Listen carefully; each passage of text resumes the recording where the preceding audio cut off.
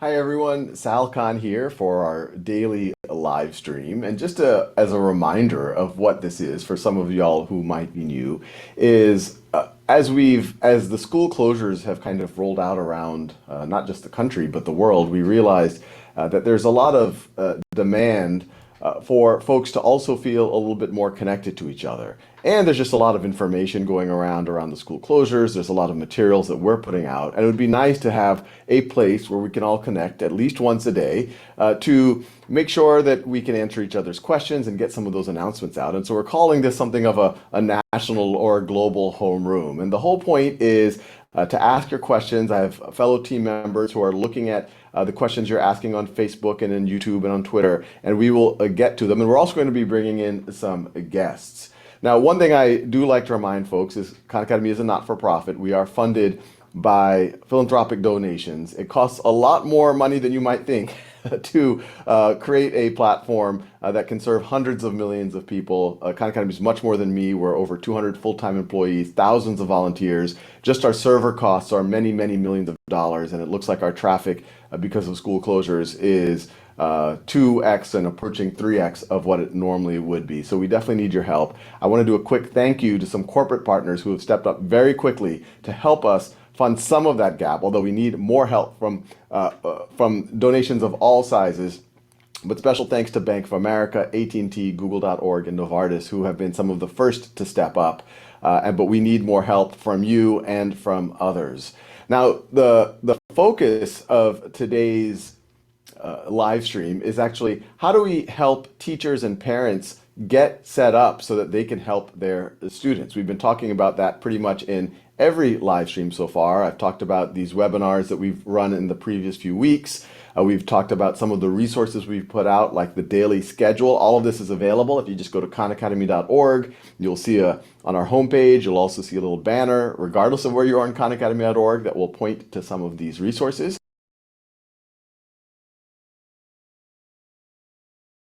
Leader of professional learning at Khan Academy, Meaghan. And so Meaghan will join us, and this will be a great chance. And everyone can ask questions. Students can ask questions, parents and teachers. But especially we're going to start with some of the questions from parents and teachers on how do you get set up? How do you look at student dashboards? What are best practices? Things like that. And as I wait for Meaghan to get on, I will give a few more announcements. Above and beyond this live stream at Khan Academy, we're trying to see what other supports can we give you. So yesterday was the first time that we ran a virtual classroom for algebra students. So these are students in Algebra 1 or Algebra 2, and this was at 10 a.m. Pacific. We did it yesterday, and we were able to cover some examples, answer questions about systems of equations. Tomorrow, we're going to be doing again, though, there you can see an example of what it looks like. It really did feel like a classroom, and I think there was about 1,000 students. So we're all experimenting with new things, and I was able to answer a lot of the students' questions. Tomorrow, we're going to do it again. We got a lot of positive feedback from it. So on Thursday at, once again, 10 a.m. Pacific, and tomorrow's topic is actually going to be factoring and graphing quadratics. And it's not just me giving a lecture, we're going to give you a problem to work on, for students to work on. They're going to be able to fill out surveys on what they think the answer is. They're going to be able to vote on questions for me to answer. So we're going to try to make it feel as much like a live interactive classroom as possible. So with that, I'd love to bring on Meaghan, and we could start answering some questions. Meaghan, are you there? Oh, hey, Meaghan. Hi, Sal, and hi, everyone. How are you? Good, good, good. And maybe a good place to start, I just talked about the Algebra 1 and Algebra 2 virtual classrooms, but we're also leading webinars for teachers and parents. If you could tell us a little bit about those. Absolutely, Sal. So we know that this is a pretty chaotic time for everyone, students, parents, teachers, and we are trying to offer opportunities for parents and teachers as well as students to ask their questions and find a space where they can share some of the things that are going through their heads right now and how we might be able to best support them through this transition. And so over the past couple weeks, we've had a couple of webinars around getting started on Khan Academy as both a parent and a teacher. And then we ran one last Friday on tips for effective remote teaching and learning. And the recordings for all of those are available on the site along with some supporting resources. And coming up in the next couple of days, this afternoon, we have office hours again for teachers to get their questions answered by some of our ambassadors, our really exceptional, users. And and then we have another webinar tomorrow from one of our ambassadors talking about some of the best ways for teachers to get effective results using Khan Academy.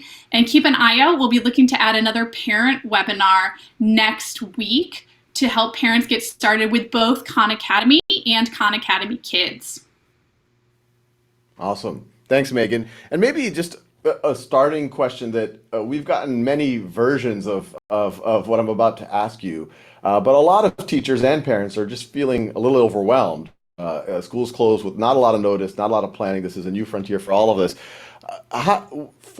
Speaking to a teacher and to some degree a parent now who is feeling overwhelmed, how should they even think about remote learning and what steps might they want to take?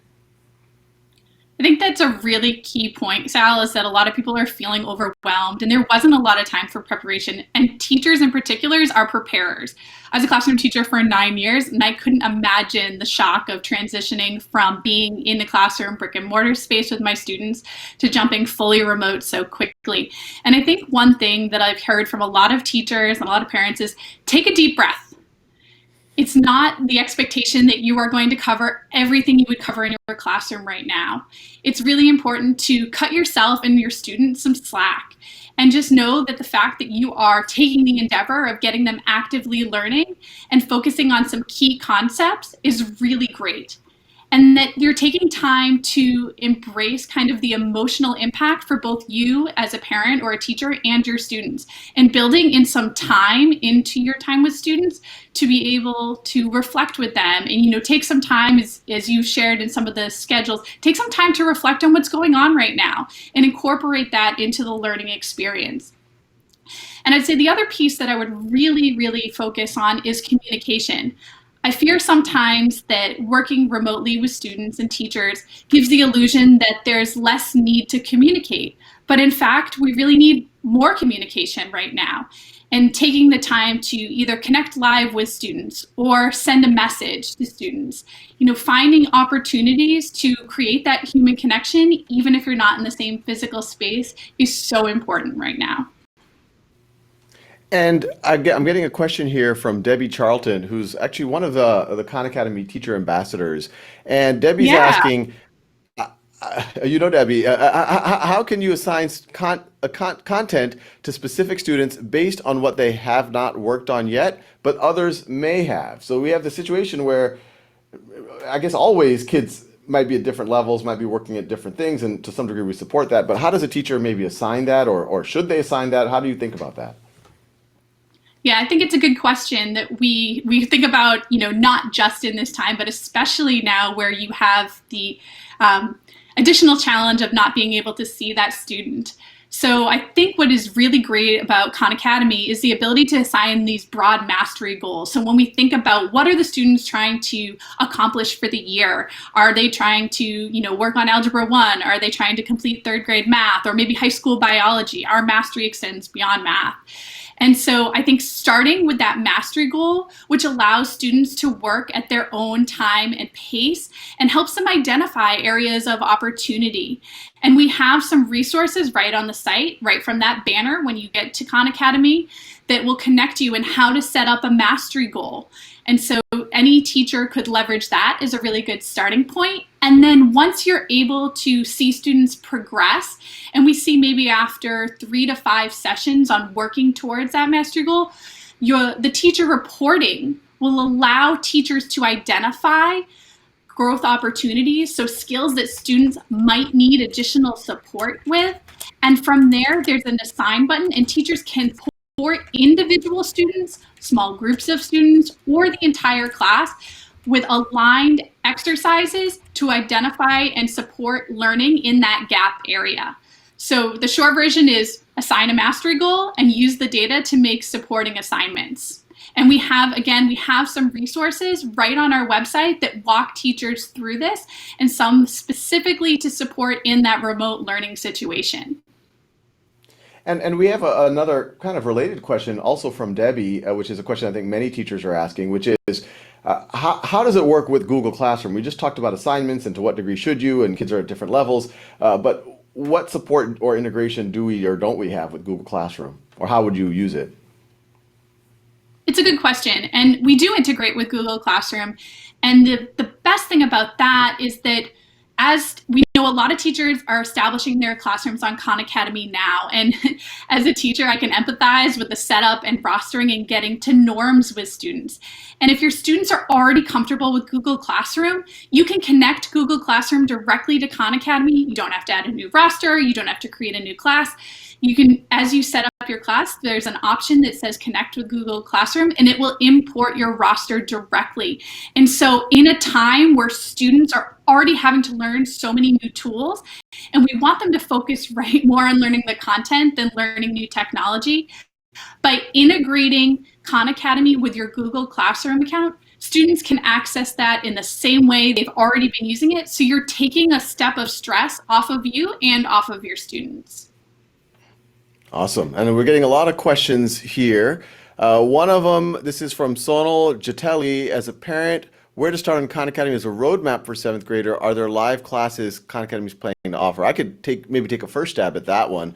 So, as many of y'all know, we've published schedules for students of different age categories, and so we do have one that a seventh grader would fall in. I think one of the things we are thinking about is can we start, especially now that it looks like some of the school closures might be longer and maybe go through the summer. We are thinking about maybe we could create some goals or learning plans for students, but those haven't been released yet. We're trying to do everything we can with the resources we have.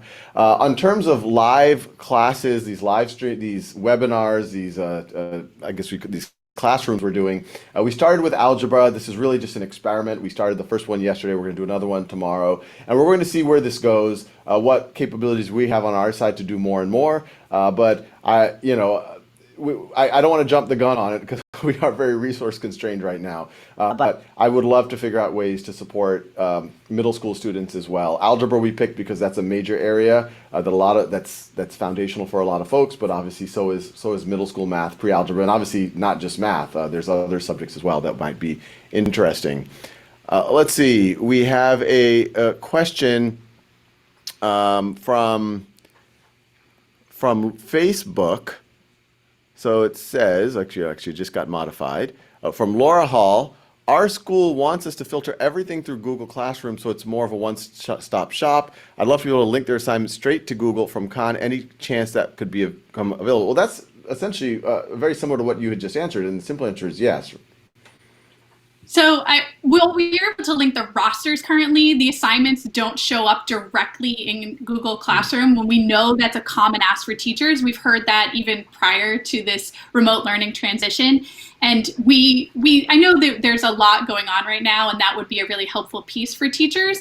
We do find that the connecting with Google Classroom allows the roster to be, brought in really easily, and then students can log into Khan Academy simply by using Google Single Sign-On, and they'll see their assignments the moment they log in, right on their learner homepage. So that way students don't have to go digging around for that. So while it's not a direct connection to posting the assignments in Google Classroom, it does really become low lift for the students. Great. No, thanks, Meaghan. So let's see. There's a couple of questions here. These go a little bit. These are more student-facing questions, but we could try to answer a couple of these really quick. Let's see. From YouTube, Karis Alexander says, "How's Khan Academy helping out with AP exams?"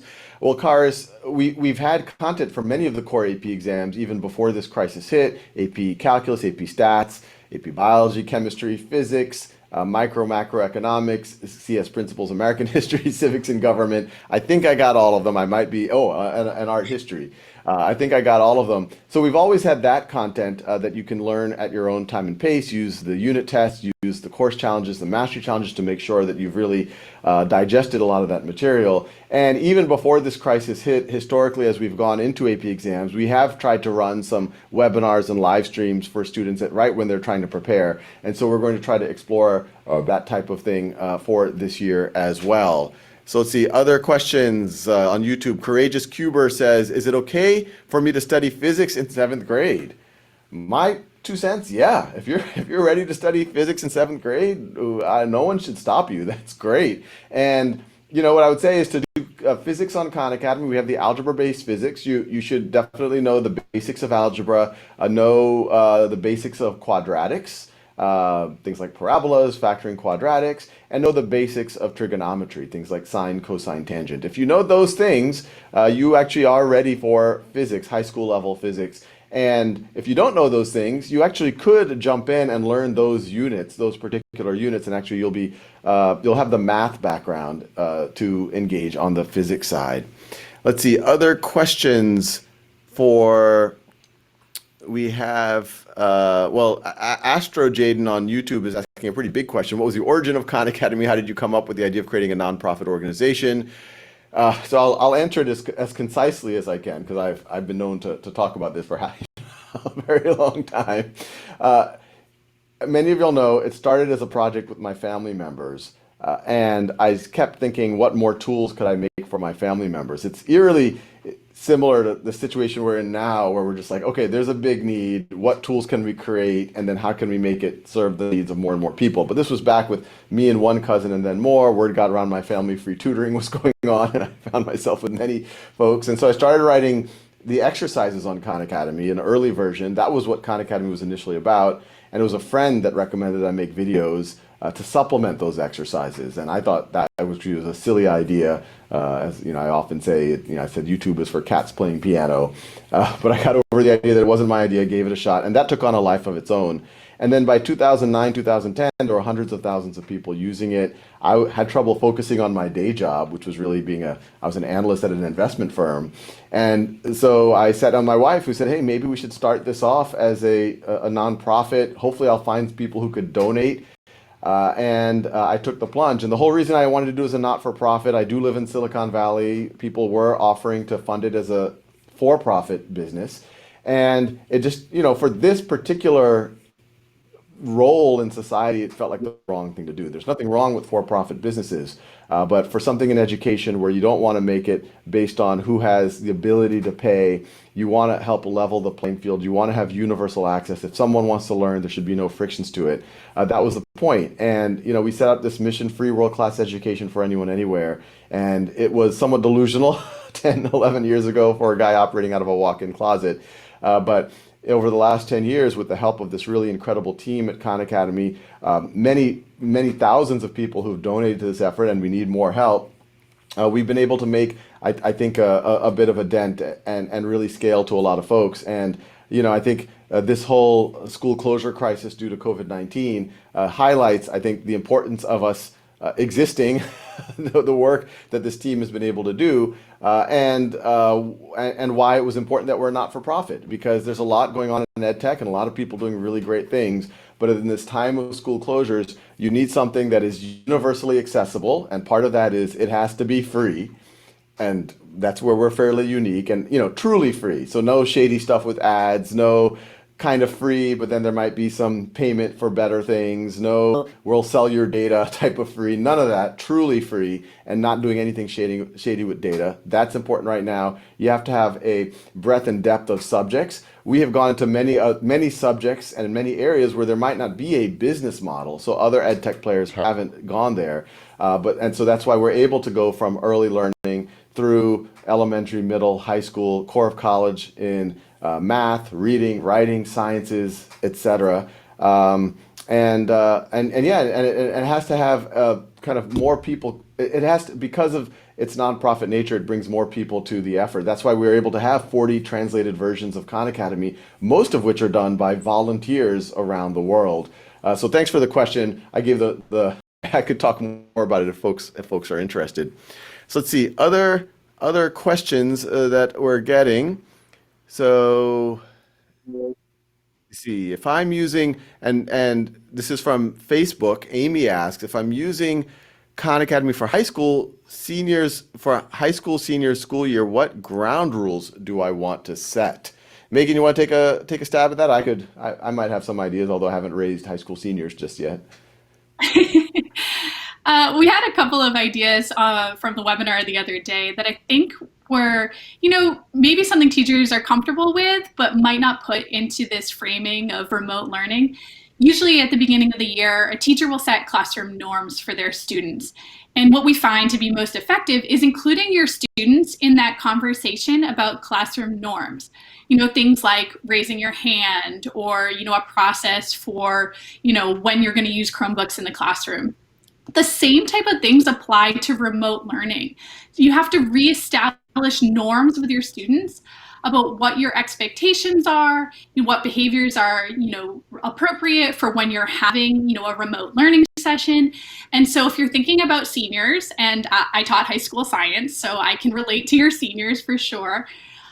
I would think about, taking time to set learning norms and, remote classroom norms with your seniors. What are the best practices for your students and for your new classroom setup? And then by including your students in that conversation, they're more likely to hold each other accountable and follow those rules because they felt like they were a part of the process. And so being able to establish those norms for you and your students makes everyone feel a little bit more comfortable in the space. Sal, I'm sure you have something to add on to that as well. No, I think that's exactly right. This is a time, especially for high school seniors, where, I wrote about it in One World Schoolhouse that a lot of what we call teenage angst, I believe, actually comes from, in most of human history, by the time someone was 13 or 14 years old, they were kind of proto-adults and they were given significant responsibility in most of human history for other people, for their clan, for their tribe. And in modern society, for 13, 14, 15, teenagers, we don't give them a lot of responsibility beyond themselves. We don't, we treat them oftentimes like children. And I think especially for high school seniors, as you mentioned, Megan, the more agency and ownership we can give, and it's authentic. They feel like, oh, they do have a voice in it. They're setting ground rules for themselves. I have taught, we have a little lab school downstairs from our offices, and I've taught high school seniors. And I've actually found that when you say, hey, what norms should, if I told them, hey, no one can do this, or you can't use chat this way, or you can't talk while I'm talking, then they'll rebel. But if I say, what norms do you want to have, and how will you enforce it as a group? I've seen kids as young as 12 or 13 step up to that challenge and actually come up with better and oftentimes stricter norms that they're willing to enforce than I would have put on them. And I think that's definitely true of high school seniors. And especially in this time that everyone's in their own walk-in closet, so to speak, everyone's socially distanced, it's even more important to rely on their individual agency. So that makes a ton of sense, what you said, Megan. So let's see, there's a question from Facebook by Judy. Can students retake quizzes and tests as many times as they want, or can I put a limit to it? I'll take a first attempt at it. So the simple answer is yes. They can take quizzes and tests as many times as they want. And that's actually an important principle that we wanted at Khan Academy. It actually would have been a lot easier for us to just make quizzes that you take once and you're done and that's just your score. But we're strong believers in mastery learning that if you get an 80% on something, that shouldn't be like your permanent state for the rest of your life, that you're a C student in factoring quadratics or photosynthesis, that you should have as many attempts as you need to take it. But every time you take it, it's actually going to be a different quiz. So we've actually written many, many, many items, more than most people probably realize, to be able to have that capability. So we want students to say, oh, I got a 70% that time. Let me take another attempt and see if I can improve my score. Or maybe I can go try to learn a little better and then try to improve my score. I guess there might be situations, although, yeah, in general, we favor kids trying to take it as many times as possible. Megan, any things to add to that? Sure. One thing I'll add that the teachers find useful, while we do, and I would absolutely agree with Sal, but we do encourage students to try and try again. As many people will say, failure, even if you don't do well the first time, does not mean failing. It's just an opportunity to try again and, learn something more. When we think about teachers, though, and they want to see how students are progressing, if you choose to make a quiz an assignment, you do have the opportunity to look at how students answer questions on their first attempt and their last attempt. So if you want to see how they did do that first time out the gate, you can look specifically at those answers in our teacher reports and then look at where they ended up. So you can see their progress over time And if you wanted a snapshot of their first attempt, you can have access to that data. But we do want to continue to encourage students to learn and grow. And so, exactly what Sal said, there is no mechanism by which to limit the attempts that they make, but you as a teacher can still see that information. So it's in some cases it's the best of both worlds. Thanks, Megan. That's super helpful. Let's see. We have more questions here. We have a question. This is from YouTube by Algo Marble Racer. Sal, how do you make money from Khan Academy? It is nonprofit. That's a good question and one we think about a lot. So the simple answer, and for those of you who don't know, a lot of people say, well, isn't Google nonprofit because it's free? And free and nonprofit don't mean the same thing, although Khan Academy is both of those things. A lot of for-profit companies, and Google, they've actually been great supporters of Khan Academy, and actually even in the early days, they were one of our first funders. They're able to offer their services free, but they make money in other ways through ads or other types of things. What makes a nonprofit or for-profit different is Google is owned by shareholders. They have owners of the company. If you go buy some Google stock, you are one of those owners of Google. Khan Academy has no ownership. I have no ownership in Khan Academy, or I have as much ownership as anyone listening does. It's a public good, and the way that I and the whole team here live is that we do get salaries from Khan Academy, and then that is governed by a board. So no one owns Khan Academy. There's a board of directors. The board is made up of some of those folks are representative of some of the major donors to Khan Academy. Some of them are other people who are experts in education or in other fields, and they're the ones that govern. They can hire or fire me. They set my salary, and similarly, they set the budget for the whole organization. So we take salaries. Now, where does that money come from? It comes from philanthropic donations. And every time I talk about the budget of Khan Academy, I get a little bit of a cortisol boost, a little stress, because it's a large budget, but it's small compared to the impact that it's having.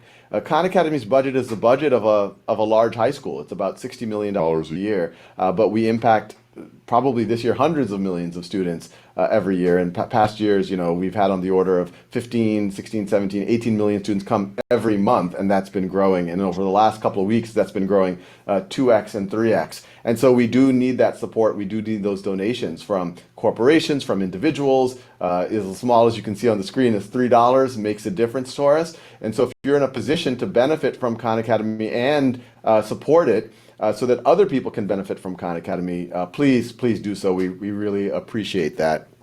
So other questions, one from YouTube teacher question comes from Catherine Curry. If we want to supplement learning with Khan Academy with our own materials so students can see some of us, what is the best way to deliver our content electronically? I could throw out a few ideas, and I'm curious what Megan thinks.